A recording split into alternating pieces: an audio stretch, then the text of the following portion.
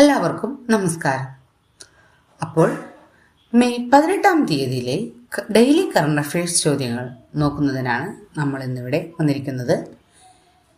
അപ്പോൾ ഇന്നത്തെ daily current affairs വീഡിയോയിലേക്ക് എല്ലാവർക്കും സ്വാഗതം. നമുക്കറിയാം, ഇന്ന് നമ്മുടെ കേരളത്തിൻ്റെ ഒരു പ്രധാനപ്പെട്ട ദിവസമാണ്.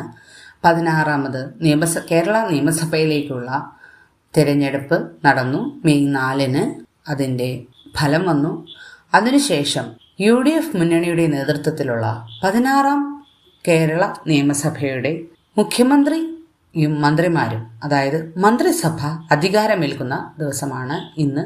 അപ്പോൾ 16ാം കേരള നിയമസഭയുടെ അധികാരമേൽക്കുന്ന ഇന്നത്തെ ദിവസം നമുക്ക് അതിലെ കുറച്ച് ചോദ്യങ്ങൾ നോക്കാം. അതുപോലെ തന്നെ ബാക്കി കറണ്ട് അഫയേഴ്സ് ചോദ്യങ്ങളും നോക്കാം. ആദ്യത്തെ ചോദ്യം: കേരളത്തിന്റെ 13ാമത് മുഖ്യമന്ത്രി. കേരളത്തിന്റെ 13ാമത് മുഖ്യമന്ത്രി ശ്രീ VD സതീശൻ. UDF മുന്നണിയുടെ നേതൃത്വത്തിലുള്ള മന്ത്രിസഭ ഇന്ന് അധികാരമേൽക്കുകയാണ്. അതിന്റെ കേരളത്തിന്റെ 13ാമത് മുഖ്യമന്ത്രി, അതായത് മുഖ്യമന്ത്രിയാകുന്ന 13ാമത് വ്യക്തിയാണ് ശ്രീ VD സതീശൻ. അദ്ദേഹത്തിനോടൊപ്പമുള്ള 20 മന്ത്രിമാരും. അതായത് നമുക്കറിയാം, കേരള നിയമസഭ എന്ന് പറയുന്നത് 140 അംഗങ്ങളുള്ള നിയമസഭയാണ്. നമ്മുടെ ഭരണഘടനാ പ്രകാരം നിയമസഭയുടെ 15%, അതായത് 140-ന്റെ 15% മന്ത്രിമാർ മാത്രമാണ് മാക്സിമം നമ്മുടെ മന്ത്രിസഭയിൽ ഉണ്ടാകാൻ പാടുള്ളൂ. അതുകൊണ്ട് തന്നെ ആ 15% എന്ന് പറയുന്നത് മാക്സിമം 21. അപ്പോൾ മുഖ്യമന്ത്രിയും 20 മന്ത്രിമാരും അടക്കം 21 അംഗ കേരള മന്ത്രിസഭ ഇന്ന് അധികാരമേൽക്കുകയാണ്. അടുത്ത ചോദ്യം: 16ാമത് കേരള നിയമസഭയുടെ സ്പീക്കറായി നിയമിതനാകുന്നത്. ഉത്തരം: തിരുവഞ്ചൂർ രാധാകൃഷ്ണൻ.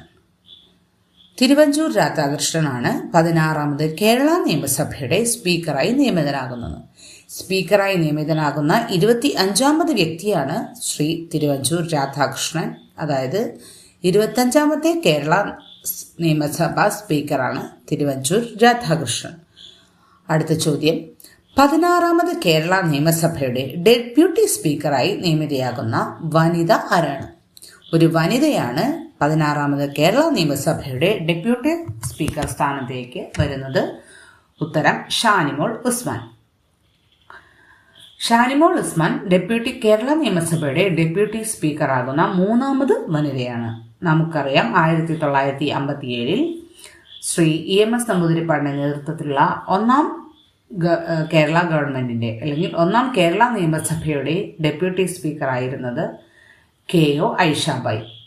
KO ഐഷാബായിയാണ് കേരള നിയമസഭയുടെ ഡെപ്യൂട്ടി സ്പീക്കർ ആകുന്ന ആദ്യ വനിത. അതായത് 1957 മുതൽ 59 വരെ കാലഘട്ടത്തിലെ ഡെപ്യൂട്ടി സ്പീക്കർ ആയിരുന്ന KO ഐഷാബായിയാണ് ഡെപ്യൂട്ടി സ്പീക്കർ ആകുന്ന ആദ്യ വനിത. പിന്നെ 2ാമത്തെ നിയമസഭയിലെ, അതായത് 1960 മുതൽ 64 വരെയുള്ള കേരള 2ാം നിയമസഭയുടെ ഡെപ്യൂട്ടി സ്പീക്കർ ആയിരുന്ന നഫീസത്ത് ബീവിയാണ് ഡെപ്യൂട്ടി സ്പീക്കർ ആകുന്ന 2ാമത് വനിത. അതിനുശേഷം ഏകദേശം 62 വർഷങ്ങൾക്ക് ശേഷമാണ് കേരള നിയമസഭയ്ക്ക് ഒരു ഡെപ്യൂട്ടി സ്പീക്കർ ആകുന്ന വനിത ഉണ്ടാകുന്നത്. അത് ശ്രീമതി ഷാനിമോൾ ഉസ്മാനാണ് ഡെപ്യൂട്ടി സ്പീക്കർ ആകുന്ന 3ാമത്തെ വനിതയായി നിയമിതയാകുന്നത്. അപ്പോൾ 16ാമത് കേരള നിയമസഭയുടെ ഡെപ്യൂട്ടി സ്പീക്കർ ശ്രീമതി ഷാനിമോൾ ഉസ്മാൻ. അടുത്ത ചോദ്യം: 16ാമത് കേരള നിയമസഭയുടെ പ്രതിപക്ഷ നേതാവ്. ഉത്തരം: ശ്രീ പിണറായി വിജയൻ. ശ്രീ പിണറായി വിജയനാണ് 16ാമത് കേരള നിയമസഭയുടെ പ്രതിപക്ഷ നേതാവായി നിയമിതനാകുന്നത്. നമുക്കറിയാം, 15ാം കേരള നിയമസഭയുടെ അല്ലെങ്കിൽ മന്ത്രിസഭയുടെ മുഖ്യമന്ത്രിയായിരുന്ന ശ്രീ പിണറായി വിജയനാണ് 16ാമത് കേരള നിയമസഭയുടെ പ്രതിപക്ഷ നേതാവായി നിയമിതനാകുന്നത്. ഇത്രയുമാണ് നമ്മുടെ മന്ത്രിസഭ അല്ലെങ്കിൽ നിയമസഭയിൽ നിന്നുള്ള ചോദ്യങ്ങൾ. കൂടുതൽ മന്ത്രിമാരുടെ വകുപ്പുകളും കാര്യങ്ങളും നമുക്ക് അടുത്ത വീഡിയോകളിലായി നൽകാം. അടുത്ത ചോദ്യം: 2026-ലെ ONV സാഹിത്യ പുരസ്കാരം ലഭിച്ചത് ആർക്ക്? ഉത്തരം: ശ്രീ M മുകുന്ദൻ. കഥാകൃത്തും നോവലിസ്റ്റുമായ ശ്രീ M മുകുന്ദനാണ് ONV കൾച്ചറൽ അക്കാദമി നൽകുന്ന 2026-ലെ ONV സാഹിത്യ പുരസ്കാരം ലഭിച്ചത്. ONVയുടെ 95ാമത് ജന്മദിനമായ മെയ് 27-നാണ് ഈ ONV സാഹിത്യ പുരസ്കാരം വിതരണം ചെയ്യുന്നത്. അടുത്ത ചോദ്യം: ആരോഗ്യകരമായ കാരണങ്ങളാൽ ജാമ്യം അനുവദിക്കപ്പെട്ട നോബൽ സമ്മാന ജേതാവായ ഇറാനിയൻ മനുഷ്യാവകാശ പ്രവർത്തക. ഉത്തരം നർഗീസ് മുഹമ്മദി. നമുക്കറിയാം 2023 സമാധാന നോബൽ സമ്മാന ജേതാവാണ് നർഗീസ് മുഹമ്മദി. സ്ത്രീകളുടെ അവകാശങ്ങൾക്ക് വേണ്ടിയും ഭരണത്തിനെതിരെയുള്ള സമരങ്ങൾക്കുമെല്ലാമായി നർഗീസ് മുഹമ്മദിയെ നിരവധി തവണ ജയിലിൽ പ്രവേശിപ്പിക്കുകയുണ്ടായി. ആരോഗ്യകരമായ കാരണങ്ങളിൽ ജാമ്യം അനുവദിക്കപ്പെട്ടിരിക്കുകയാണ് ശ്രീ നർഗീസ് മുഹമ്മദിക്ക്.